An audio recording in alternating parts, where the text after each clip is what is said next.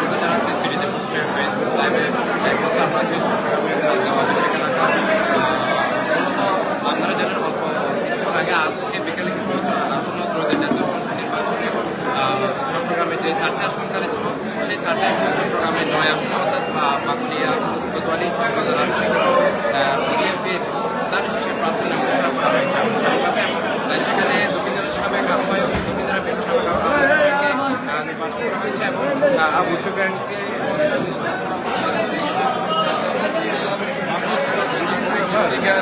শিক্ষা, স্বাস্থ্য, তারপর বাসস্থান, তারপর মানুষের জীবন জীবিকার যে নিশ্চয়তা, যে এই যে মাদক, তারপরে সন্ত্রাস, চাঁদাবাজি এবং কিশোর গ্যাং, এই যে উপদ্রব এগিয়ে যাতে বন্ধ হয়ে রেখে সুন্দর সুস্থ পরিবেশ দেশত বিরাজ করে আর আকাঙ্ক্ষা এবং আর প্রচেষ্টা করবে।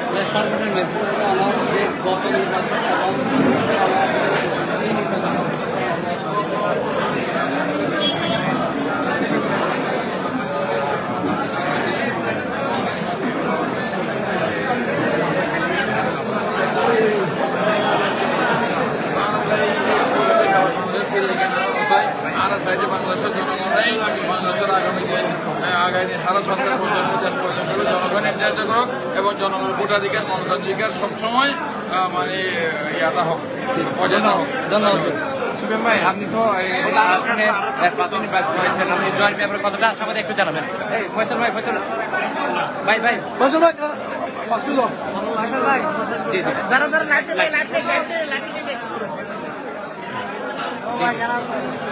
মানে অনেক জল্পনা কল্পনার পর আপনার নাম ঘোষণা হয়েছিল, এরপর আবার অনেকদিন পর আবার ঘোষণা করা হলো। আপনার মধ্যে কোনো রাজনৈতিক কাজ করছিল কিনা বা হঠাৎ এরকম পরিস্থিতিতে কেমন অনুভূতিটা কি? হ্যাঁ, ধন্যবাদ। আসলে জল্পনা কল্পনা কিছু নেই।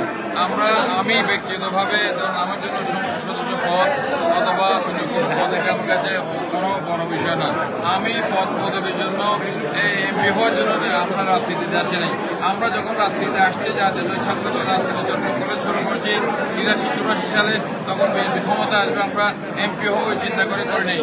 দলের প্রয়োজনে যখন দল যেখানে যে দায়িত্ব দিয়েছে দলের প্রয়োজনে সকল সে দায়িত্ব পালন করেছি।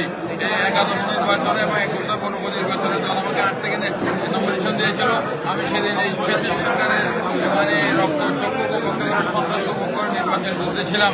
আমার নিশ্চিত বিজয় সাথে হাইজ্যাক করা হয়েছিল। আজকে দল আমাকে মনোনয়ন দিয়েছে।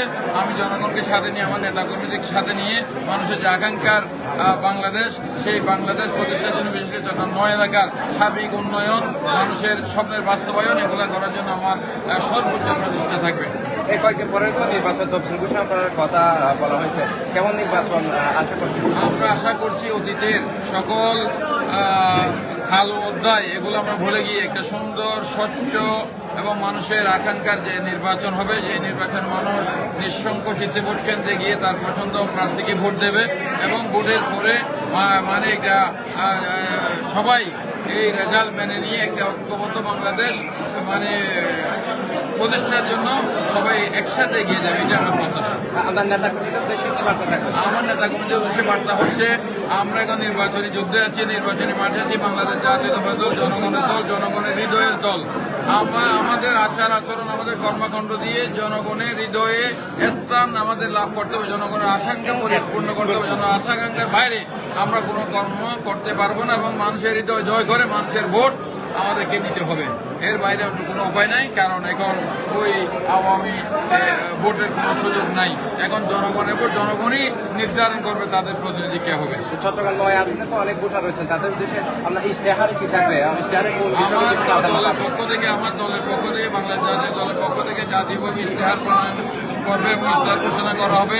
আমার ব্যক্তিগতভাবে আমার কথা হবে মানুষের স্বাচ্ছন্দ্যময় সুন্দর জীবন, স্বাভাবিক জীবন, যানজট মুক্ত, একটা মানে ঝঞ্ঝাট মুক্ত, তারপরে মানুষের সন্ত্রাস, চাঁদাবাজ মুক্ত, কিশোর গ্যাং মুক্ত একটা পরিবেশ, মানুষের শিক্ষা, স্বাস্থ্য এগুলোর বাসস্থান এগুলোর অধিকার যেন মানুষ প্রতিষ্ঠিত আমার এলাকায়, এটা আমার সর্বোচ্চ অগ্রাধিকার থাকবে। যদি আল্লাহ রাব্বুল আলামিনের দয়ায় জনগণের পরিচয় নির্বাচিত হতে পারি। ধন্যবাদ। ধন্যবাদ আপনাকে।